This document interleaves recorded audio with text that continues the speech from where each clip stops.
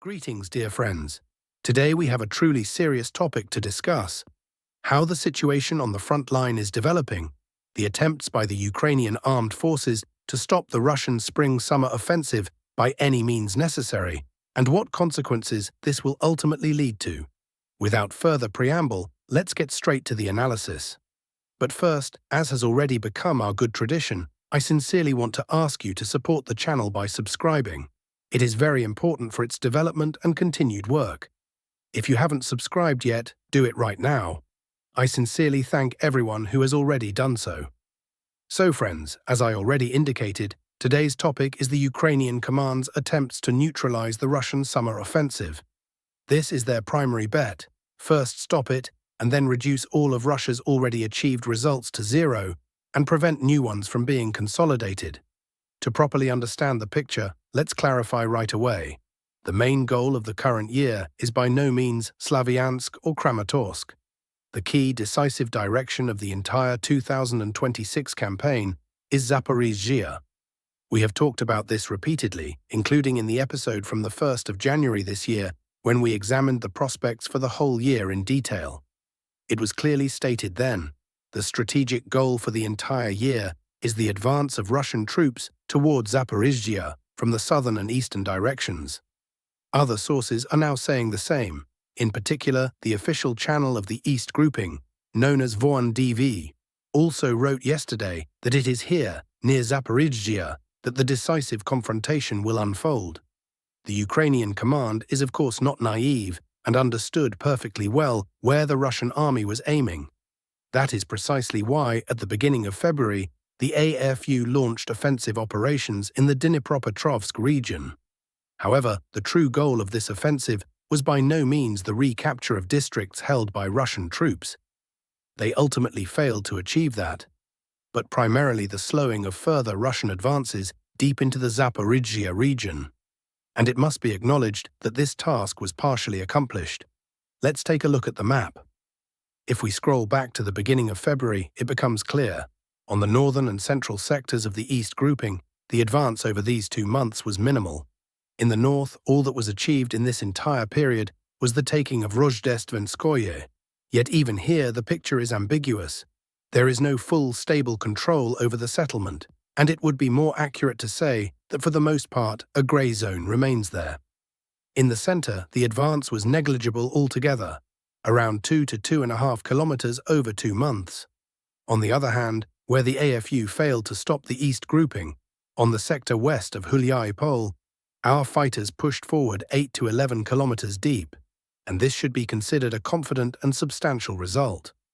Although, for comparison, back in November of last year, the East grouping was covering just as much in a month, but across the entire width of the front, not on just one individual sector. So yes, a certain part of the AFU's plan was realized. The East grouping did indeed slow down. If it had not been for Syrski's offensive, Russian forces could have already reached Orokhov's rear by May and begun fighting for that city directly. Now the timelines are shifting by approximately 2 to 3 months. But the Ukrainian command did not stop there. Having established that the first plan was only partially realized, it shifted all its attention to the sector of the Dnieper grouping. And according to the Voan DV channel, the AFU has concentrated 40% of all drone unit formations on the Zaporizhzhia direction.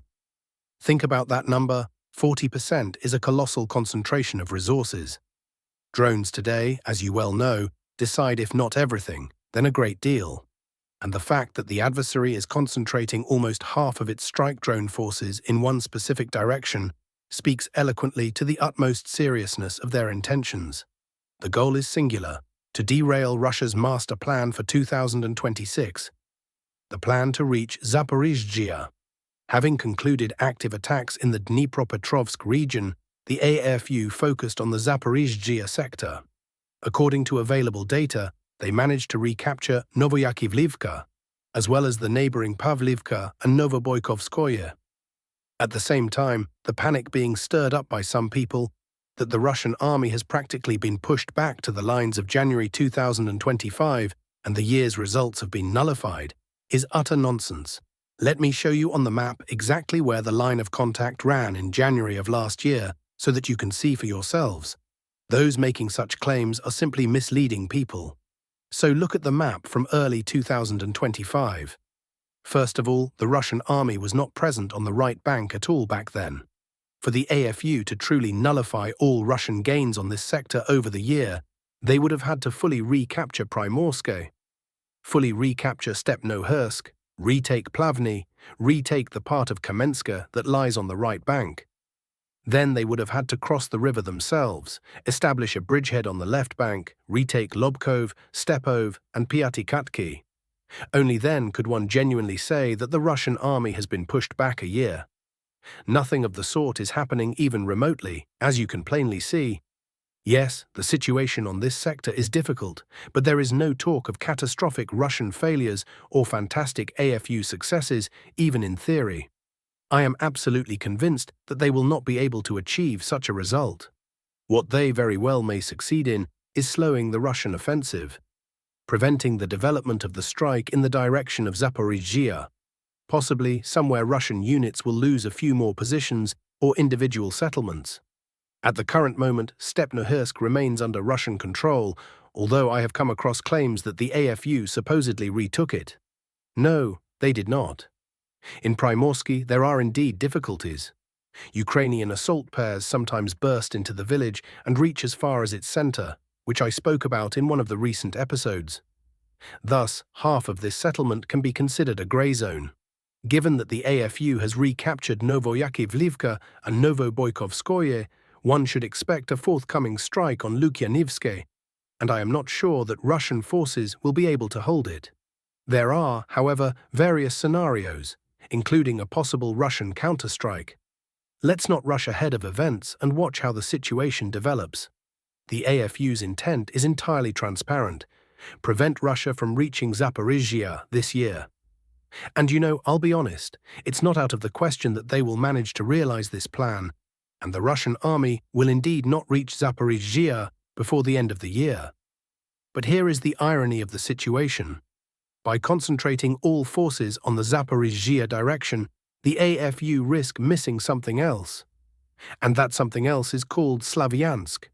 It is precisely here, on the Slavyansk direction, that the Russian army is demonstrating stable and consistent success, with the South grouping not reducing its pace for 3 consecutive months already.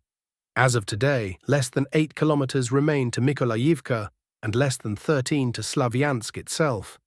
In the first 3 months of this year, the South grouping covered 11 to 12 kilometers across extremely difficult terrain, not simply open fields, but ravines, elevation changes, chalk mountains, and other natural obstacles. And yet 11 to 12 kilometers have been covered. Now let's do the math. Simple arithmetic.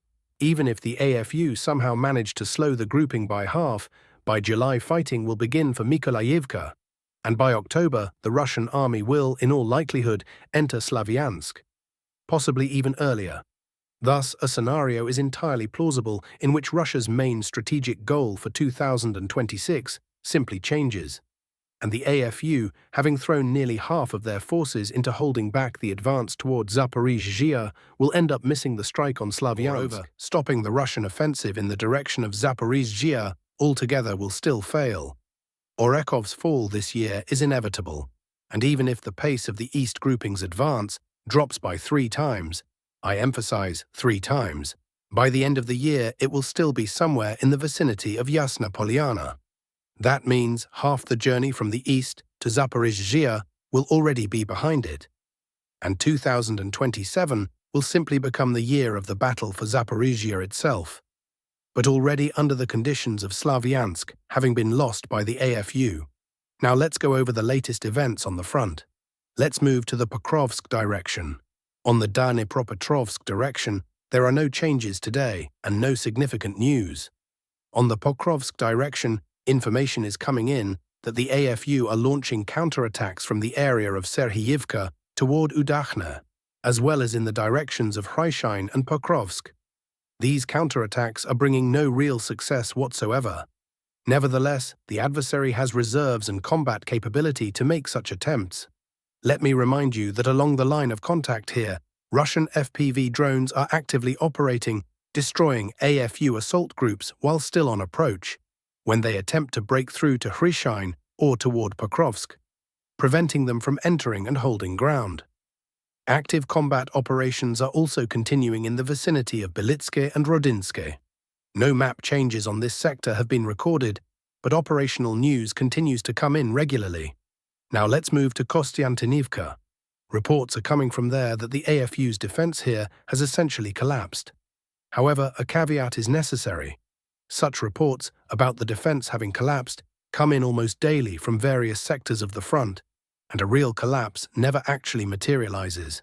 Let me remind you, in this area, Russian drones are actively striking the supply road.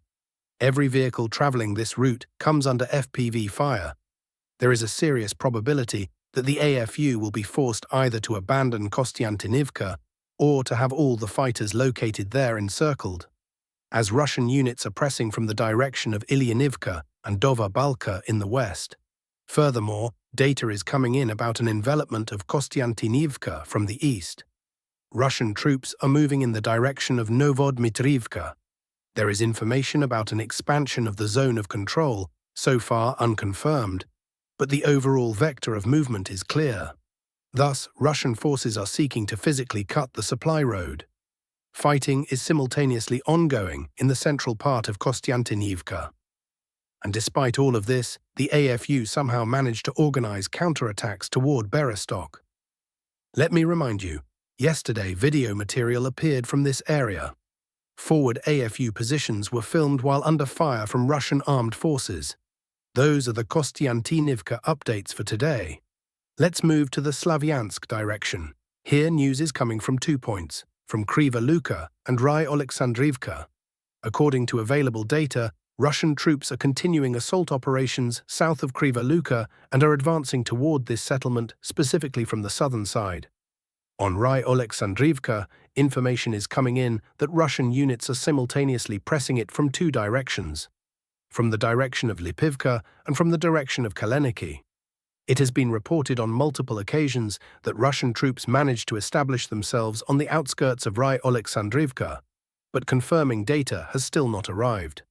As soon as such confirmation appears, changes will be immediately entered on the map, and I will tell you about it in detail right away. Now, a separate and extremely important topic. The Persian Gulf is becoming truly Persian. Iran is establishing control over shipping and keeping the Arab oil monarchies in its crosshairs, while the United States is forced to accept this. This is how experts are assessing the 2-week ceasefire between Washington and Tehran. World media have already begun talking about Donald Trump's capitulation. Why did the President of the United States abandon a devastating strike on Iran and, instead of destroying Iranian civilization, is now promising the Middle East a golden age? Just a few hours before the expiration of the ultimatum issued to Tehran, Donald Trump announced that the United States and Iran had reached an agreement on a 2-week ceasefire. In his statement, the president wrote that the decision was made at the request of Pakistani leadership, and also on the condition that the Islamic Republic fully opens the Strait of Hormuz. Iran, according to Trump, proposed a workable 10-point peace plan. The American president also noted that the sides had made serious progress toward a peaceful settlement, and that within 2 weeks the agreement would be finalized. A great day for peace in the world. Iran wants this to happen. They've had enough. As has everyone else, the US will help with the bottleneck at the Strait of Hormuz. There will be a lot of positive actions ahead. This can become a golden age for the entire Middle East, wrote the occupant of the White House on his Truth Social network. CNN, citing a White House spokesperson, reported that Israel also agreed to the ceasefire with Iran and decided to suspend strikes on Iranian territory for 2 weeks. This was soon confirmed by the office of Israeli Prime Minister Benjamin Netanyahu as well. However, it was clarified there that the ceasefire does not extend to Lebanon. Iran, for its part, also declared victory. The Supreme National Security Council of the Islamic Republic stated that the United States has recognized Tehran's right to enrich uranium, Iranian sovereignty over the Strait of Hormuz, and has expressed readiness to lift previously imposed sanctions. The first round of negotiations between Washington and Tehran, according to the Axios portal, is expected to take place in Islamabad on the 10th of April.